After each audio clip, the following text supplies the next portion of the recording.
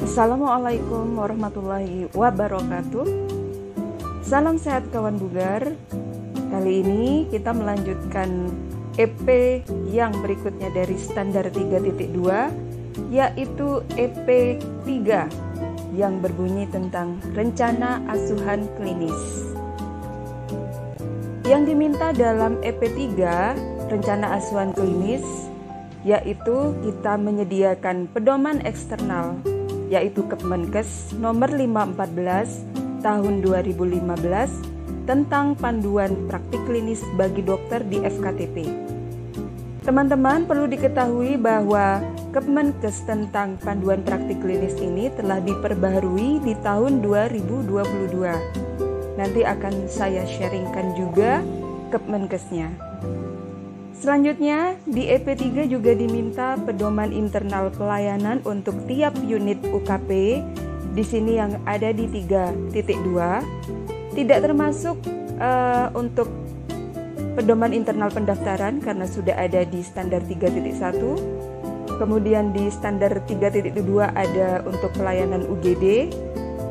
Dan yang selanjutnya juga ada di standar yang lain. Jadi di sini pedoman internal yang diminta adalah unit layanan yang tidak memiliki standar di bab 3, yaitu poli imun, poli KIA, poli gigi, dan rawat inap.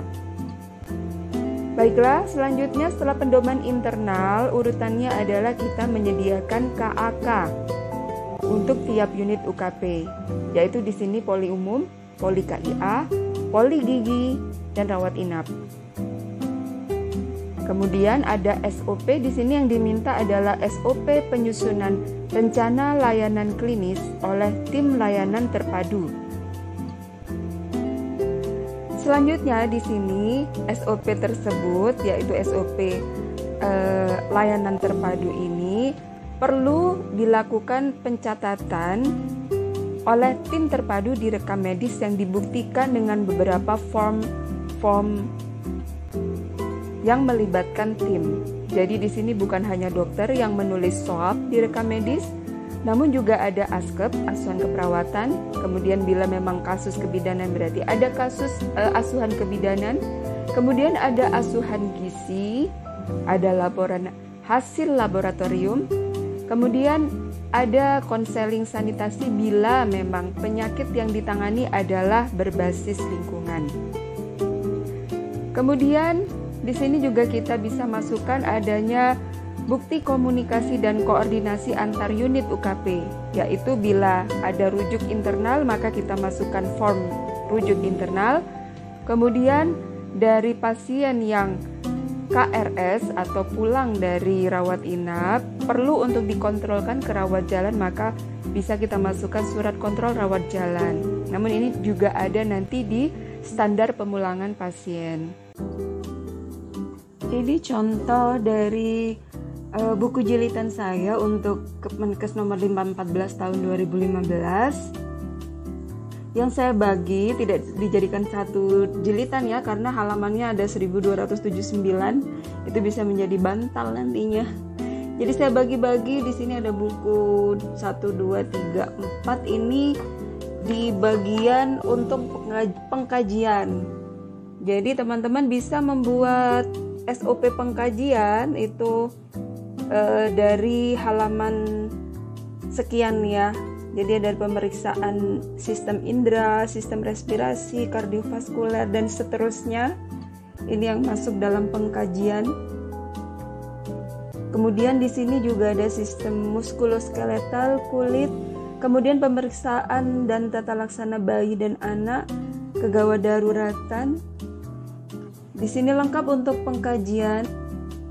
Kemudian ini juga saya print dan jilid untuk tata laksana penyakit yang nanti akan menjadi bagian dari rencana asuhan klinis dan pemberian asuhan klinis. Teman-teman bisa membuat SOP tata laksana penyakit dan memang wajib menggunakan Kemenkes 514 yang diperbarui di tahun 2022. Teman-teman bisa download ya. Jadi di sini lengkap sekali. Saya rasa lebih dari 144 diagnosa ini terpenuhi.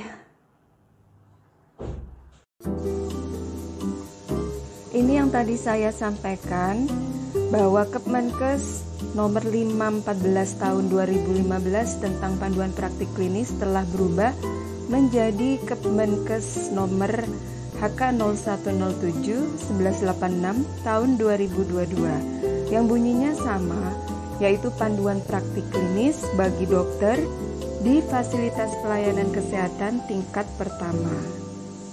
Bedanya adalah setelah saya scroll down, luar biasa di sini ada pembelajaran tentang ECG yang lengkap sekali.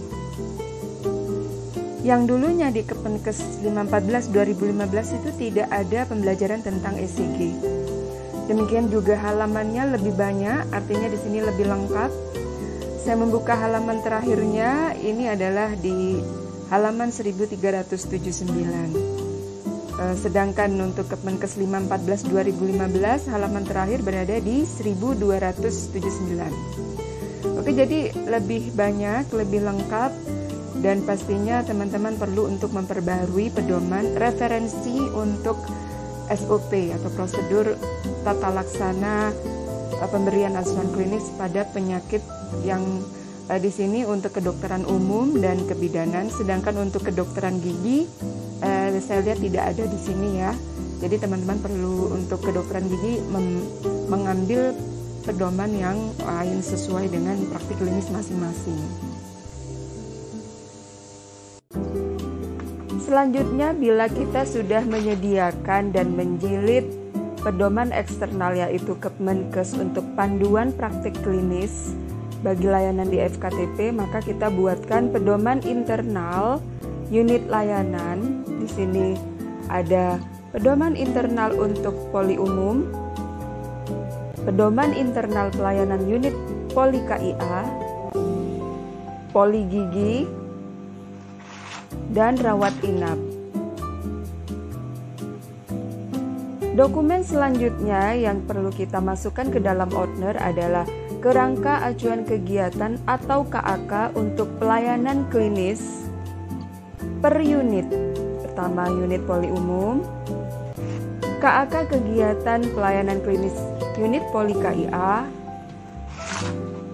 KAK pelayanan klinis unit poli gigi, dan KAK pelayanan klinis unit rawat inap.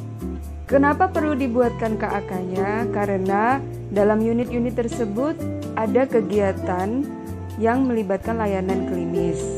Di situ ada jadwal, kemudian dibutuhkan pelaksananya siapa, dan di sana tercantum pada KAK. Selanjutnya teman-teman, di sini urutan berikutnya yaitu adalah prosedur dari penyusunan rencana layanan klinis. Di sini teman-teman dapat menggunakan kebijakan payung yaitu yang berbunyi SK tentang pengkajian, rencana asuhan dan pemberian asuhan klinis dengan referensi menggunakan Kemenkes nomor 514 tahun 2015 tentang panduan praktik klinis bagi dokter di FKTP. Baiklah teman-teman, kita kembali kepada elemen penilaian rencana asuhan klinis yaitu EP3. Apa saja di sini yang diminta tadi sudah saya sampaikan ya, mulai pedoman eksternal yang dijilid, kemudian pedoman internal, KAK tiap unit layanan, kemudian SOP penyusunan rencana layanan terpadu oleh tim, serta bukti pencatatan bahwa rencana asuhan klinis itu dilaksanakan oleh tim.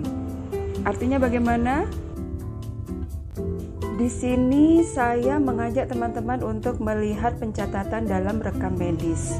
Ini untuk contoh pasien, kita lihat bahwa kita perlu untuk melengkapi SOAP ya, SOAP. Jadi teman-teman, SOAP ini harus dalam satu kesatuan dan jangan terpisah. Yang sering saya lihat adalah di rekam medis itu seringkali P-nya itu terpisah dari SOA-nya. Jadi di sini P biasanya itu teman-teman menulisnya di kolom ini yang terpisah. Padahal ini seharusnya menjadi satu kesatuan SOAP, di mana untuk plan itu kita berikan singkat saja. Contohnya ini pasien dengan pneumonia, kita MRS-kan, kemudian pemberian obat di ruangan isolasi, kemudian kita planning pemeriksaan penunjang laboratorium, kemudian dietnya, dan kita berikan KIE atau pendidikan dan penyuluhan. Baru detail dari tata laksananya kita tulis di kolom yang terpisah seperti ini, obat-obatan, kemudian dietnya, kemudian detail KIE-nya apa yang kita berikan kepada pasien dan keluarga, itu kita perlu tulis. Telah disebutkan bahwa rencana asuhan perlu melibatkan tim, jadi tidak hanya dokter yang menulis. Jadi di situ juga ada askep yang ditulis oleh perawat. Kemudian petugas gizi juga membuat formulir asuhan gizi. Ini untuk rawat inap contohnya ya. Kemudian untuk penyakit yang berbasis lingkungan itu juga perlu untuk dibuatkan form konseling sanitasi. Jadi kita bekerja bersama-sama dalam tim, tidak hanya dokter dan perawat saja. Ya teman-teman, kita kembali ke tata urutan dokumen untuk EP3. Di sini setelah diminta bukti pencatatan rencana asuhan oleh tim terpadu di rekam medis, di sini juga sertakan pula bukti komunikasi dan koordinasi antar unit UKP. Jadi adanya rujuk internal bila memang dari rawat jalan ke rawat inap.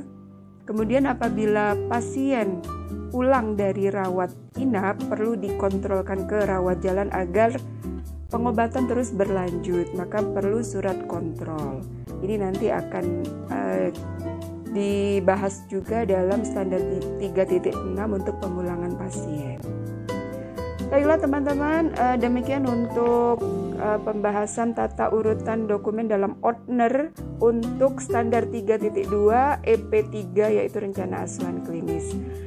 Selanjutnya akan saya lanjutkan dengan EP yang keempat yaitu pemberian asuhan klinis. Terima kasih. Wassalamualaikum warahmatullahi wabarakatuh.